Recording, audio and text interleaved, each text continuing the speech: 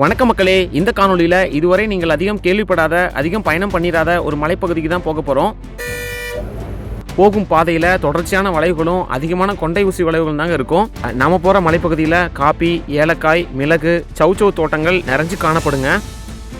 யானைகளும் கரடிகளும் சென்னைகளும் நிறைஞ்ச இந்த காட்டுப்பகுதியில் அவகடோ, மா, பலா, வாழை, ஆரஞ்சு இந்த பல வகைகள் எல்லாமே விளையுதுங்க.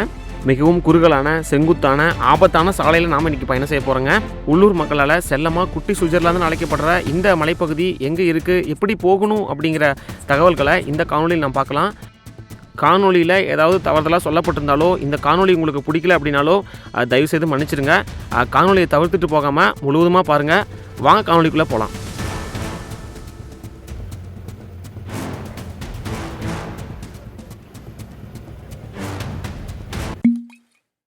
நீங்கள் எங்கே இருந்தாலும் முதல்ல திண்டுக்கல் காமராஜர் பேருந்து நிலையம் வந்துடுங்க. இன்றைக்கி நம்ம திண்டுக்கல் பேருந்து நிலையத்திலிருந்து தான் நம்மளுடைய பயணத்தை தொடங்க போகிறோம். அதிகாலை 3 மணிக்கு நம்ம திண்டுக்கல் பேருந்து நிலையம் வந்துட்டோம். காலை 5 மணி 30 நிமிடங்களுக்கு நாம் போகக்கூடிய பேருந்து வருங்க. நாம் ஒரு 2 மணி நேரம் 30 நிமிடங்கள் காத்திருக்கணும். நாம் இன்றைக்கி திண்டுக்கல் பேருந்து நிலையத்திலிருந்து இதுவரை யாரும் அதிகம் பயணம் பண்ணிடாத கொடைக்கானல் மலைத்தொடரில் அமைந்துள்ள சோலைக்காடு மலைப்பகுதிக்கு தான் போக போகிறோம். இப்போ நீங்கள் பார்த்துட்டு இருக்கிறது ஆடலூர், பன்றிமலை, சோலைக்காடு, கொடைக்கானலுக்கு பெரும்பாறை வழியாகவும் அமைதி சோலை வழியாகவும் போகக்கூடிய பேருந்து கால அட்டவணைங்க. இந்த அட்டவணை வந்து திண்டுக்கல் பேருந்து நிலையத்திலிருந்து மற்ற ஊர்களுக்கு போகக்கூடிய பேருந்து கால அட்டவணைங்க.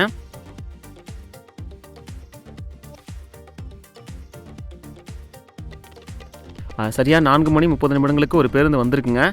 இந்த பேருந்து வந்து பார்த்திங்கன்னா பெரும்பாறை வழியாக ஆடலூர் போகக்கூடிய பேருந்துங்க. ஏற்கனவே இந்த பேருந்தில் நம்ம பயணம் செஞ்சுருக்கோம். மற்றும் ஒரு பேருந்து வந்து பார்த்திங்கன்னா சரியாக 5 மணி 10 நிமிடங்களுக்கு வந்திருக்குங்க. இந்த பேருந்து வந்து அமைதி சோலை வழியாக ஆடலூர் வரலும் போகக்கூடிய பேருந்துங்க. நாம் போகக்கூடிய பேருந்தும் வந்துருன்னு நினைக்கிறேன். பாருங்கள், காலை 5 மணி 14 நிமிடங்களுக்கு நாம் போகக்கூடிய சோலைக்காடு பேருந்து வந்துருச்சுங்க. இந்த பேருந்தில் தான் நாம் பயணம் செய்ய போகிறோம்.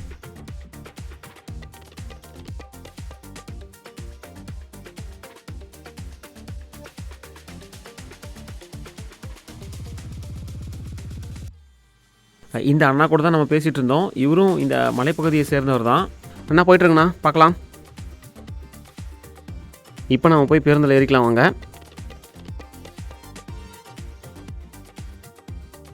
சார் உட்காந்துக்கலாங்களா? உட்காரு. சரி. பேருந்துக்குள்ளே நாம் தாங்க முதல்ல ஏறுறோம். யாருமே இல்லைங்க. நாம் அந்த முன்னிருக்கையில் அமர்வதற்கு ஓட்டுநர் அண்ணாக்கிட்டையும் நடத்துனர் அண்ணாக்கிட்டையும் முறையாக அனுமதி வாங்கிட்டேங்க. பேருந்து சரியாக 5 மணி 27 நிமிடங்களுக்கு எடுத்துட்டாங்க.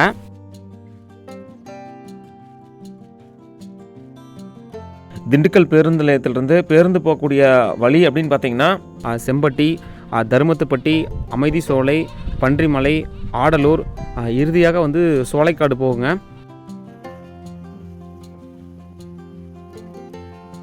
பேருந்தும் இப்போ வலதுபுறம் தேனி, மதுரை போகக்கூடிய சாலையில் திரும்புதுங்க.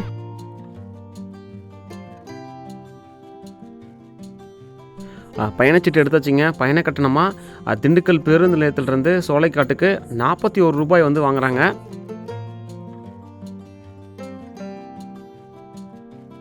இப்போ வந்து தேசிய நெடுஞ்சாலையை அணைஞ்சிட்டுங்க. இடதுபுறம் திரும்பினா மதுரை போகக்கூடிய சாலைங்க, வலதுபுறம் திரும்பினா சேலம் போகக்கூடிய சாலை, நேராக போகக்கூடிய சாலை வந்து வத்தலகுண்டு வழியாக தேனி போகக்கூடிய சாலைங்க. நம்மளுடைய பேருந்தும் இப்போது நேராக போகக்கூடிய சாலையில் போயிட்டுருக்கு. தூரத்தில் தெரியக்கூடிய அந்த மலை தாங்க சிறுமலை.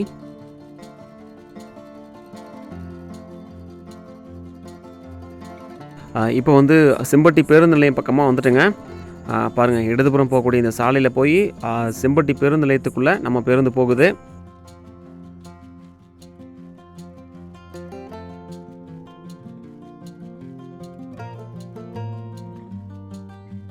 இங்கேருந்து நிறைய பயணிகள் வந்து நம்மளுடைய பேருந்தில் ஏறினாங்க.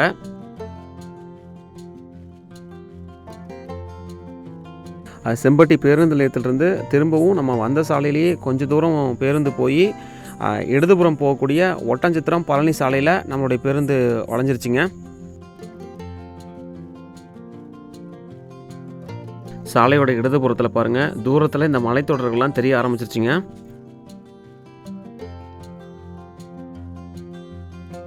சாலையும் வந்து பார்த்திங்கன்னா ஓரளவுக்கு பெரிய சாலை தாங்க, 2 வாகனங்கள் போகலாம்.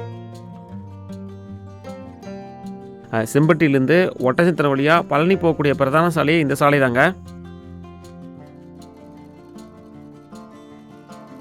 இந்த பகுதியில் சாலையோட இடதுபுறத்தில் முழுவதுமாகவே தென்னை மரங்கள் தாங்க அதிகம் காட்சி அளிக்குது.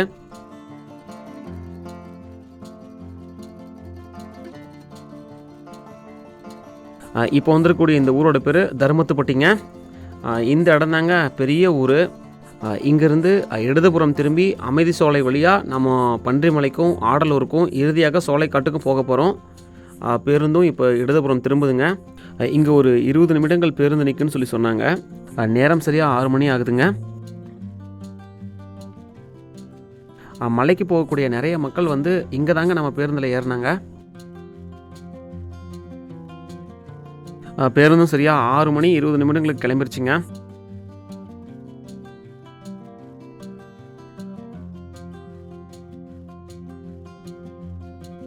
நாம் போகக்கூடிய சோலைக்காடு பகுதி வந்து கொடைக்கானல் மலைத்தொடரில் இருக்கக்கூடிய பன்றிமலை பகுதியில் அமைஞ்சிருக்குங்க.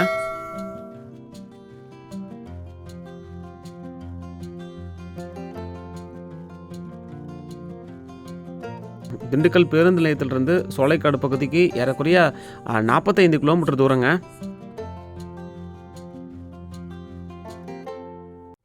சாலையோட 2 புறங்களிலும் பச்சை பசேல் தாங்க காட்சியளிக்குது. ஒரு புறம் தென்னை மரங்களும் வாழை மரங்களும் அதே மாதிரி காய்கறி வகைகளும் அதிகம் பயிரிட்டிருக்காங்க.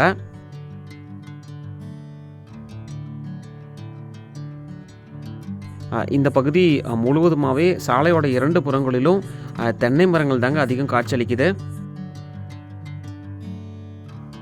தென்னை மரங்களுக்கு நடுவில் ஆங்காங்கே வாழை தோட்டங்களும் இருக்குங்க.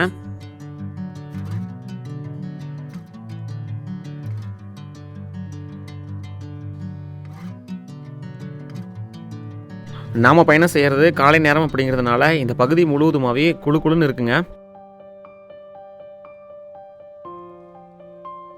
நாம் போகிறதுக்கு முன்னாடி நாள் இந்த பகுதியில் மழை பெஞ்சிருக்குங்க. சாலையோட ஓரத்தில் இருக்கக்கூடிய மண்ணெல்லாம் ஈரமாக இருந்துச்சு. நம்ம கூட பயணம் செஞ்ச அண்ணாவும் மழை பெஞ்சுதுன்னு சொல்லி சொன்னார். இந்த பகுதியில் சாலையோட இடதுபுறத்தில் முழுவதுமாகவே மல்லிகைப்பூ தோட்டங்கள் அதிகம் காணப்படுதுங்க.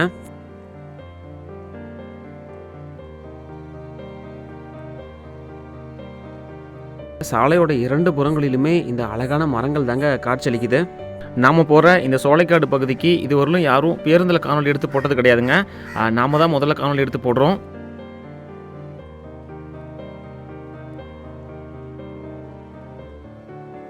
இந்த பகுதி எல்லாமே மலையோட அடிவார பகுதியில் இருக்கக்கூடிய ஊருங்க.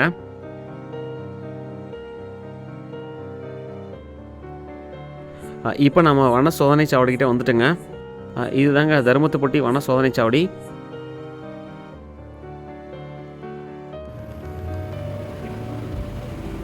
இந்த பகுதியில் சாலையோட இடதுபுறத்துலையும் சரி வலதுபுறத்துலையும் சரி வீடுகள் காணப்படுதுங்க.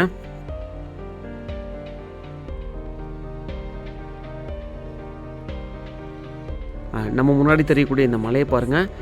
இந்த மலை மேலே தாங்க நம்ம இப்போ ஏற போகிறோம். இந்த மலை வந்து பார்த்திங்கன்னா கொடைக்கானல் மலையோட தொடர்ச்சியான மலைகள் தாங்க.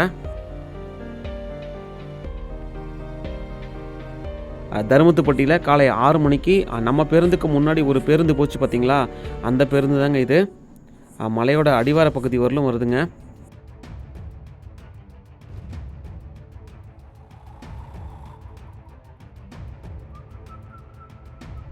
இந்த இடத்துல பாருங்கள், சாலையோட இடதுபுறத்தில் ஒரு கோவில் இருக்குங்க. நான் பார்க்கும்போது இது கருப்புசாமி மாதிரி எனக்கு தோணுச்சு. இந்த கோவிலோட பேர் எனக்கு தெரியலைங்க. உங்களுக்கு தெரிஞ்சிருந்தால் மறக்காமல் நம்ம கருத்தர்பட்டியில் சொல்லுங்கள். பேருந்தும் இப்போது மலை ஏற ஆரம்பிச்சிருச்சுங்க. சாலையும் வந்து பார்த்திங்கன்னா மிகவும் குறுகலான சாலை தான். ஒரு பேருந்து போகலாம் அப்படி தாங்க இருக்குது. இந்த பக்கம் பாருங்கள், சூரிய உதயத்தை நம்ம பார்க்க முடியுது.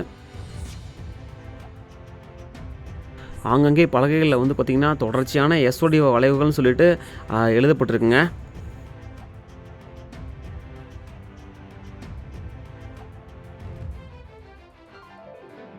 இந்த காடுகளில் அதிகமாக யானைகளும் சிறுத்தைகளும் புலிகளும் மலைப்பாம்புகள் காட்டெருமைகள் இது எல்லாமே இந்த பகுதியில் அதிகமாக இருக்குன்னு சொல்லிட்டு நம்ம கூட பேருந்தில் பயணம் செஞ்ச அக்கா சொன்னாங்க.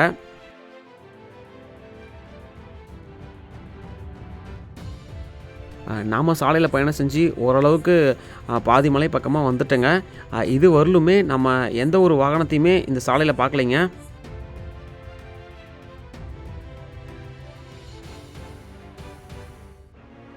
இந்த இடத்துலேருந்து இடதுபுறம் பாருங்கள் எவ்வளோ அழகாக அந்த மலைத்தொடர்கள்லாம் காட்சியளிக்குதுன்னு. நடுவில் வந்து பெரிய பள்ளத்தாக்குங்க.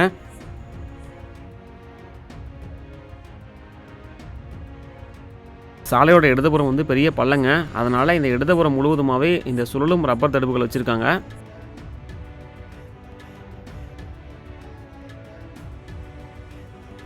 நீங்கள் இந்த சோலைக்காடு பகுதிக்கு பேருந்தில் பயணம் செய்யணும் அப்படின்னு நினைக்கிறீங்க, தாராளமாக நம்மளுடைய டிஸ்கிரிப்ஷனில் நான் பேருந்து கால அட்டவணையை கொடுக்குறேன். அதை பார்த்து தெரிஞ்சுக்கோங்க.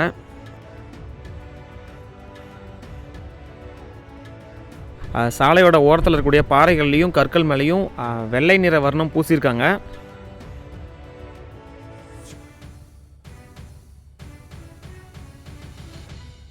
சாலை முழுவதுமாகவே வளைஞ்சு தாங்க போயிட்டுருக்கு.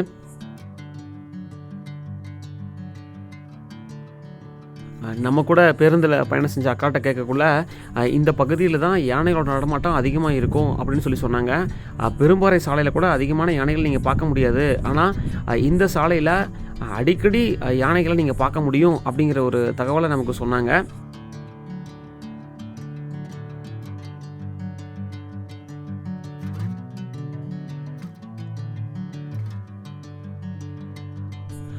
இப்போது அமைதி சோலை அப்படிங்கிற பகுதியை நம்ம அடைஞ்சிட்டோங்க. இங்கே இருக்கக்கூடிய பலகையிலையும் பாருங்கள் அமைதி சோலைன்னு சொல்லி எழுதப்பட்டிருக்கு.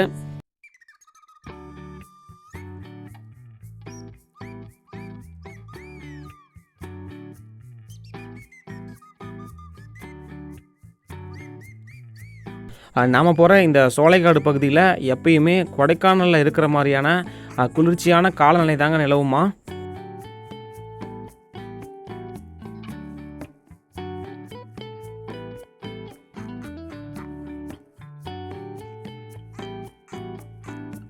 அமைதி சோலை கிராமம் இதுதாங்க. இந்த பகுதியில் பாருங்கள் நிறைய வீடுகள் காணப்படுது. நம்ம கீழே இருந்து அமைதி சோலைன்னு சொல்லியிருப்போம். இப்போ அப்படியே 2 கொண்டை சோலைகளை ஏறி வந்தீங்க அப்படின்னா இந்த அமைதி சோலை பகுதியை நீங்கள் பார்க்கலாம்.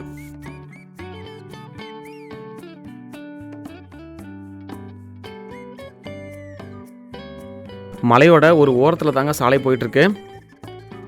சாலை வந்து மிகவும் குறுகலான சாலைங்க. எதிர்ப்புறத்தில் ஏதாவது வாகனங்கள் வந்துச்சு அப்படின்னா அதை கடந்து போகிறது ரொம்பவே சிரமமாக இருக்குங்க. மழைக்காலங்களில் ஒரு சில இடங்களில் வந்து பார்த்திங்கன்னா சாலையில் கண்டிப்பாக மண் சரிவு ஏற்படுங்க. இந்த பகுதியில் பாறைகள் அதிகம் இருக்கிறதுனால மண் சரிவுகள் ஏற்படக்கூடிய வாய்ப்பு குறைவு தாங்க. ஆனால் மற்ற பகுதிகளில் வந்து பார்த்திங்கன்னா நிறைய மண் தாங்க இருக்குது. அதனால் சரிவுகள் கண்டிப்பாக ஏற்படும்.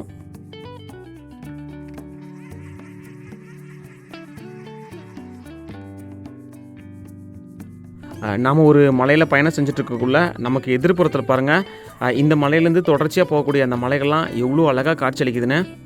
இது ஒரு காட்சி முனைங்க.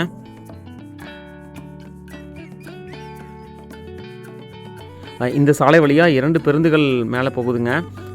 நமக்கு முன்னாடி அதாவது நம்ம திண்டுக்கல் பேருந்து நிலையத்தில் இருக்கக்குள்ள 5:30 மணிக்கு ஒரு பேருந்து ஆடலூருக்கு போயிருக்கோம். அந்த பேருந்து இந்த சாலையில் தான் போயிருக்கோம். இந்த 2 பேருந்துகள் தான் இங்கே இருக்கக்கூடிய கிராமங்கள் எல்லாத்துக்குமே போயிட்டு வருதுங்க.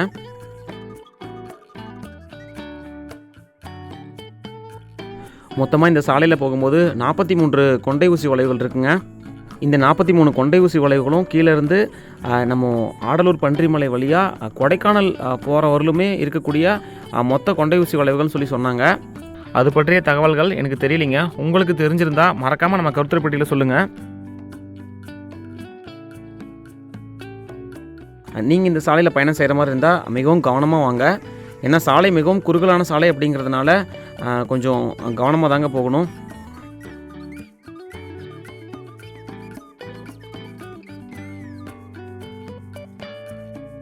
இந்த இடத்துலேருந்து பன்றிமலைக்கு 10 கிலோமீட்டர் தூரங்க.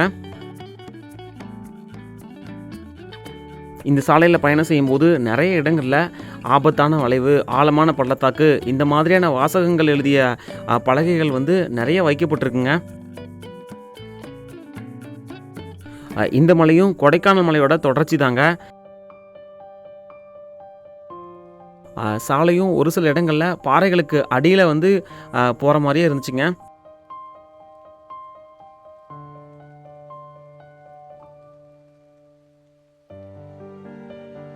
இந்த பகுதியில் சாலையோட இடதுபுறம் முழுவதுமாகவே இந்த சில்வர் ஓக் மரங்கள் அதிகம் காணப்படுதுங்க.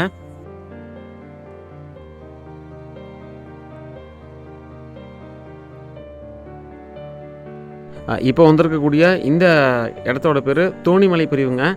கீழே வலதுபுறம் போகக்கூடிய சாலை தான் தோணிமலைக்கு போகக்கூடிய சாலை. அது மட்டும் இல்லாமல் நாம் பயணம் செஞ்சுட்ருக்கூடிய மலைக்கு பக்கத்துலேயே ஒரு மலை தெரியுது பார்த்திங்களா, அதுதான் தோணிமலை.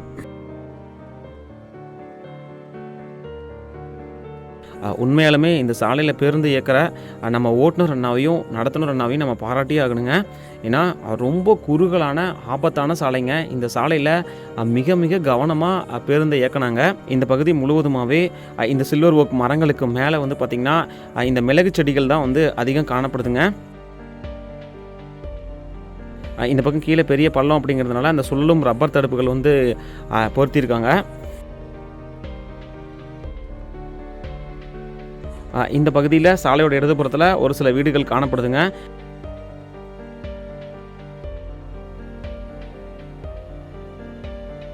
சாலையோட 2 புறங்களிலும் பலா மரங்களும் மாமரங்களும் காட்சியளிக்குதுங்க.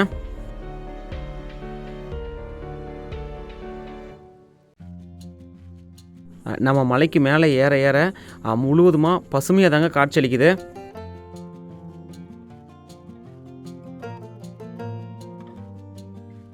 நிறைய இடங்களில் இந்த யானைகள்லாம் உள்ளே புகாமல் இருக்கிறதுக்காக இந்த கம்பி வேலிலாம் போட்டிருக்காங்க.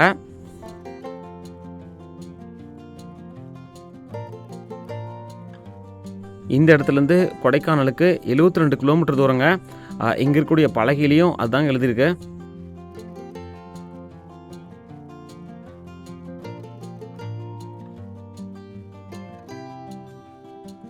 இந்த பகுதியில் பாருங்கள், சாலையோட இந்த ஓரத்துலேயே காப்பி செடிகள்லாம் அதிகம் காணப்படுதுங்க.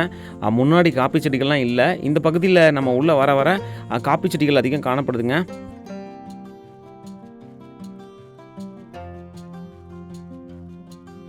சூரிய வெளிச்சம் வர ஆரம்பிச்சிருச்சுங்க. இருந்தாலும் இந்த குளிர்ச்சியான காற்று தாங்க வீசிகிட்ருக்கு. இப்போவே இந்த அளவுக்கு குளிருது அப்படின்னா இன்னும் குளிர்காலத்துலேயும் மழை காலத்துலேயும் இந்த பகுதியெலாம் எப்படி இருக்குன்னு சொல்லிட்டு நீங்களே தெரிஞ்சுக்கோங்க. ஏன்னா அந்தளவுக்கு அழகாக இருக்குங்க.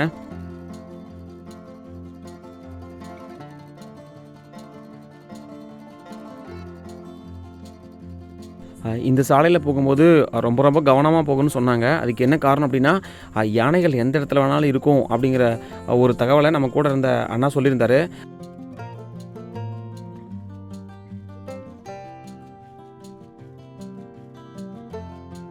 காலையில் தான் வந்து யானைகள் வந்து இங்கே கூட்டமாக இருந்திருக்கு. அவைகள்லாம் என்ன பண்ணி வச்சுருக்குன்னு பாருங்களேன். அந்த ஓரத்தில் இருக்கக்கூடிய மரங்கள் எல்லாத்தையுமே பிச்சு ரோட்டில் போட்டிருக்குங்க. அதே மாதிரி யானையோட சாணமும் இருக்குங்க. அந்த சாணத்தை பார்க்கும்போது 1 மணி நேரத்துக்கு முன்னாடி தான் இந்த பகுதியில் வந்து யானை கண்டிப்பாக இருந்திருக்கணும். அதே தான் பேருந்தில் பயணம் செஞ்ச அண்ணாவும் சொன்னார். பாருங்கள் சாலையில் எப்படி இருக்குன்னு. நீங்கள் உங்கள் இருசக்கர வாகனத்துலேயோ 4 சக்கர வாகனத்துலேயோ வந்தீங்க அப்படின்னா உங்கள் வாகனத்தை நிறுத்தி புகைப்படம்லாம் எடுத்துகிட்டு இருக்காதீங்க. ஏன்னா எந்த இடத்துல யானை இருக்குன்னு சொல்லி யாருக்குமே தெரியாது. அதனால் மிகுந்த கவனத்தோடு வாங்க.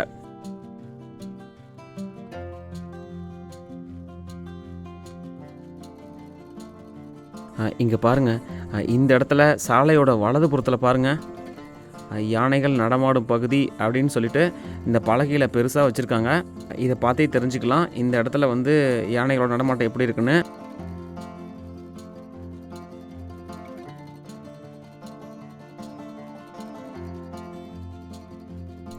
இந்த பகுதியில் சாலையோட இடதுபுறத்தில் வாழை மரங்கள் அதிகம் காணப்படுதுங்க.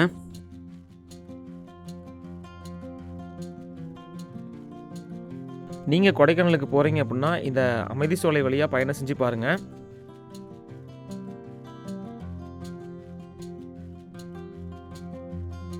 இந்த பகுதி முழுவதுமாகவே பசுமையாக தாங்க இருக்குது. எந்த பக்கம் திரும்பினாலுமே பச்சை பசேல்னு அழகாக காட்சி அளிக்குதுங்க. நீங்கள் கொடைக்கானலுக்கெல்லாம் பயணம் செஞ்சுருப்பீங்க. ஆனால் கொடைக்கானல் மலைத்தொடரில் இவ்வளோ அழகான இடங்கள் இருக்குதுன்னு சொல்லிட்டு பல பேருக்கு தெரியாது. அதை தெரியப்படுத்துறதுக்காக தான் இந்த காணொளி நான் எடுத்து போட்டிருக்கேன். இந்த பகுதியில் சாலையோட இடதுபுறத்தில் இந்த பூச்செடி தோட்டம்லாம் இருக்குங்க. சாலையோட இடதுபுறத்தில் இருக்கக்கூடிய இந்த தோட்டங்கள் வந்து சவுச்சவு தோட்டங்கள்.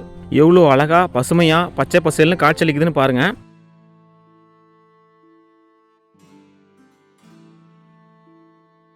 இப்போ நம்ம வந்து பன்றிமலை பக்கமாக வந்துட்டுங்க. இந்த இடத்துல இடதுபுறம் பிரியக்கூடிய சாலை தாங்க வந்து சோலைக்காடு போகக்கூடிய சாலைங்க. நம்மளுடைய பேருந்தும் இப்போ இந்த சாலையில் போக போகிறது இல்லைங்க. நாம் இப்போது ஆடலூர் போயிட்டு ஆடலூர்லேருந்து தாங்க இந்த சோலைக்காடு பகுதிக்கே போக போகிறோம். ஆனால் அந்த கீழே போகக்கூடிய இந்த சாலையிலையும் போகலான்னு சொல்லி சொன்னாங்க.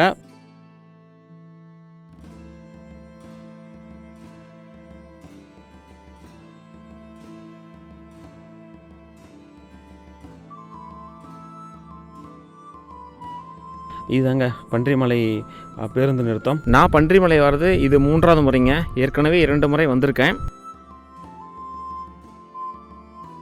பாருங்கள், இந்த இடத்துல சாலை 2ஆக பிரியுதுங்களா. இடதுபுறம் போகக்கூடிய இந்த சாலையில் தான் நம்ம மேலே ஏறி வந்தோம். நேராக போகக்கூடிய சாலை தான் ஆடலூர் கேசிப்பட்டி போகக்கூடிய சாலைங்க. அதில் தான் நம்மளுடைய பேருந்து இப்போ போயிட்டுருக்கு.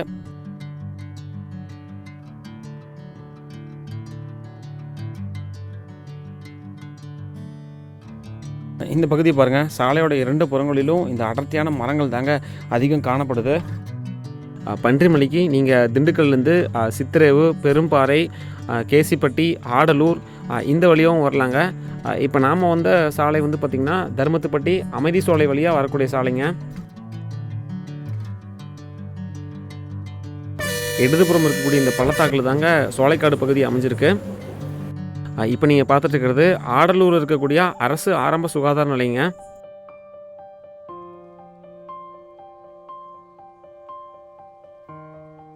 இந்த இடத்துல சாலையோட வலதுபுறத்தில் ஒரு பெட்ரோல் பங்க் இருக்குங்க.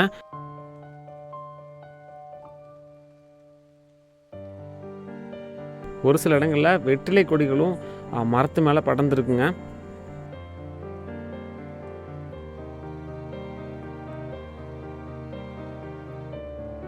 கொடைக்கானல் மலைப்பகுதியோட தொடர்ச்சியாக அமைஞ்சிருக்கக்கூடிய இந்த சோலைக்காடு மலைப்பகுதியை சின்ன கொடைக்கானல் சொல்லி அழைக்கிறாங்க.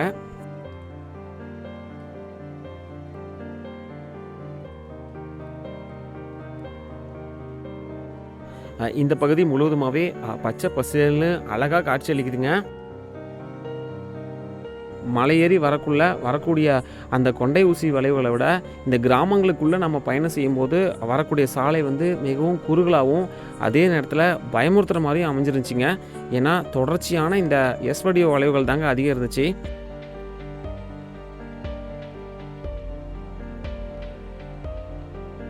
இந்த பகுதியில் பாருங்கள், வெயிலோட தாக்கமே இல்லைங்க. இந்த பகுதி முழுவதும் ரொம்ப குளிர்ச்சியாக இருக்குங்க.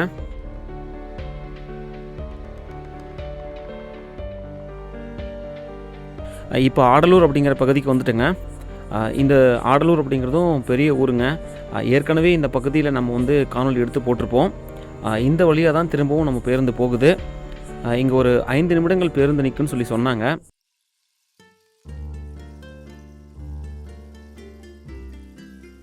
இந்த பகுதியில் நிறைய வீடுகள் காணப்படுதுங்க.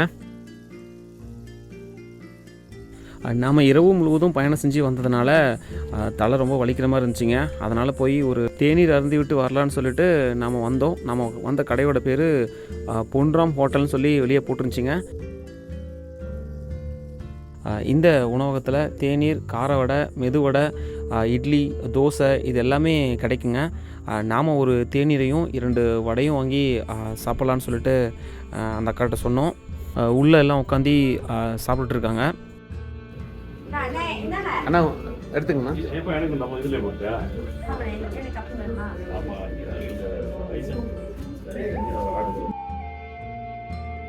இப்போ நம்ம கிளம்பலாம். அக்கா போயிட்டுருங்கக்கா. பஸ்ஸுக்கு தாங்க. சரிங்க, இல்லை சரி வரேங்க. இப்போ ஆடலூர்லேருந்து பேருந்து கிளம்பிருச்சுங்க. இந்த பகுதியில் நிறையா வீடுகள் காணப்படுதுங்க. ஏற்கனவே நம்ம இந்த ஆடலூர் பகுதியில் வந்து ஒரு காணொலி எடுத்து போட்டிருப்போம். அப்போ இந்த ஊர்க்கார ஐயா ஒருத்தர் சொல்லியிருப்பார், எங்கே அக்னி அடித்தாலும் இங்கே அக்னி அடிக்காதுன்னு ஒரு வார்த்தை சொல்லியிருப்பார். அதுக்கு தகுந்த மாதிரியே இந்த பகுதி எல்லாமே வந்து குழுக்குள்னு தாங்க இருக்குது. சாலையில் நிறைய இடங்களில் வந்து பார்த்திங்கன்னா இந்த சுருளும் ரப்பர் தடுப்புகள் தாங்க அதிகம் இருக்குது.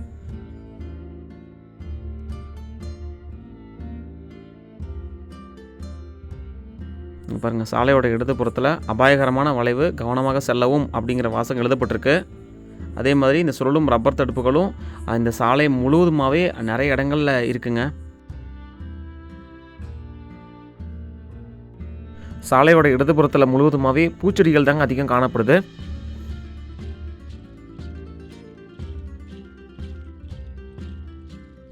இந்த பகுதியில் முழுவதுமாகவே சாலையோட இடதுபுறத்தில் சௌச்சௌ தாங்க அதிகம் பயிரிட்டிருக்காங்க. அதே மாதிரி மிளகு செடிகளும் அந்த மரங்களில் மேலே கொடிகளாக ஏறுதுங்க. முன்னாடி வந்து பார்த்திங்கன்னா சாலை 2ஆக பிரியுதுன்னு சொல்லி இந்த பலகையில் எழுதப்பட்டிருக்குங்க. இடதுபுறம் போகக்கூடிய சாலை வந்து சோலைக்காட்டுக்கும், வலதுபுறம் போகக்கூடிய சாலை வந்து கேசிப்பட்டிக்கும் போகக்கூடிய சாலைங்க. நம்மளுடைய பேருந்து இப்போ இடதுபுறம் திரும்பி சோலைக்காடு பகுதிக்கு போக போகுதுங்க. இது வந்து ஒரு பெரிய மேடுங்க.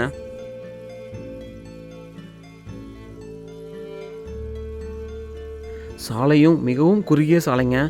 முன்னாடி யாராவது நடந்து போனால் கூட அவங்கள கடந்து போகிறது அப்படிங்கிறது ரொம்பவே சிரமமாக இருக்கும். சோலைக்காடு பகுதிக்கு போகக்கூடிய இந்த சாலை முழுவதுமாகவே ஏலக்காய் தான் அதிகம் பயிரிட்டிருக்காங்க. சாலையோட இடதுபுறத்துலேயும் சரி, வலதுபுறத்துலேயும் சரி.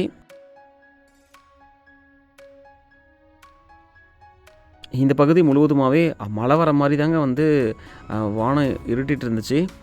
பார்த்திங்கன்னா சூரிய வெளிச்சமே இல்லைங்க, தெரியுதுங்களா? நாம் போகிற நாளைக்கு முன்னாடி நாள் வந்து இந்த பகுதியில் மழை பெஞ்சிருக்குங்க.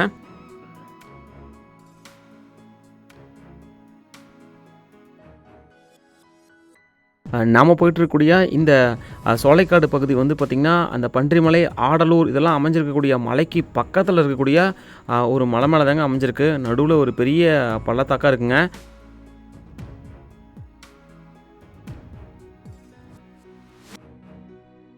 இந்த பகுதியில் இருக்கக்கூடிய பலா மரங்களில் பலாக்காய்கள் நிறைய காய்ச்சிருக்குங்க.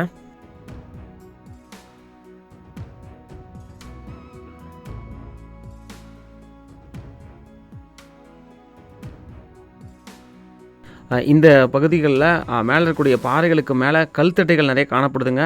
கல்தட்டைகள் மாதிரி இருக்குங்க, குள்ள மனிதர்களோட வீடுகள் மாதிரி இருக்குங்க. இதை பற்றிய தகவல்கள் உங்களுக்கு தெரிஞ்சிருந்தால் மறக்காமல் நம்ம கருத்துரை பட்டியலில் சொல்லுங்கள்.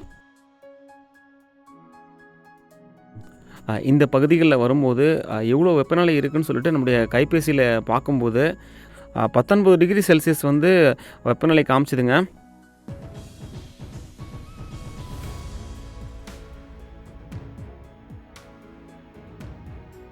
இந்த காடுகளுக்குள்ளே இருக்கக்கூடிய சாலையில் நம்ம பயணம் செய்யும்போது ரொம்ப குளிர ஆரம்பிச்சிருச்சுங்க. மிகவும் குளிர்ச்சியான காலநிலை தாங்க நிலவுது. பாருங்கள், சாலையோட இடதுபுறத்தில் சாலையை ஒட்டியே இந்த ஏலக்காய் தோட்டங்கள் அழகாக காட்சியளிக்குதுங்க. இந்த இடத்துல சாலையோட வலதுபுறம் போகக்கூடிய சாலை வந்து புல்லாவளி அருவிக்கு போகக்கூடிய சாலைங்க. இடதுபுறத்தில் இருக்கக்கூடிய இந்த குட்டி மலை மேலே ஒரு கோவில் இருக்குங்க. அதே மாதிரி இந்த சோலைக்காடு பகுதியில் புகழ்பெற்ற செண்பக நாச்சியம்மன் கோவில் இருக்குங்க. இப்போ நம்ம வந்து சோலைக்காடு அப்படிங்கிற பகுதிக்கு வந்துட்டுங்க. இந்த பகுதி வந்து அவ்வளோ அழகாக இருக்குங்க. ஏறக்குறைய ஒரு 2 மணி நேரம் 30 நிமிடங்களுக்கு அப்புறமா நாம் இந்த சோலைக்காடு பகுதியை அடைஞ்சிட்டுங்க. இந்த பகுதியில் வந்து பார்த்திங்கன்னா இந்த ஓட்டு வீடுகளும் அட்டை வீடுகளும் அதே மாதிரி மெத்தை வீடுகளும் தாங்க அதிகம் காணப்படுது. உங்களுக்கு வாய்ப்பு கிடச்சிது அப்படின்னா மறக்காமல் இந்த பகுதிக்கு பேருந்தில் பயணம் செஞ்சு பாருங்கள். இந்த இடத்துல பேருந்தும் ஒரு 5 நிமிடம் அங்கே நின்றுச்சிங்க. இந்த காணொலியை நம்ம இதோட முடிச்சுக்கலாங்க. மீண்டும் அடுத்த ஒரு காணொலியுடன் உங்களை சந்திக்கும் வரை உங்களிடமிருந்து விடைபெறுவது உங்கள் கஜமுகன். நன்றி, வணக்கம்.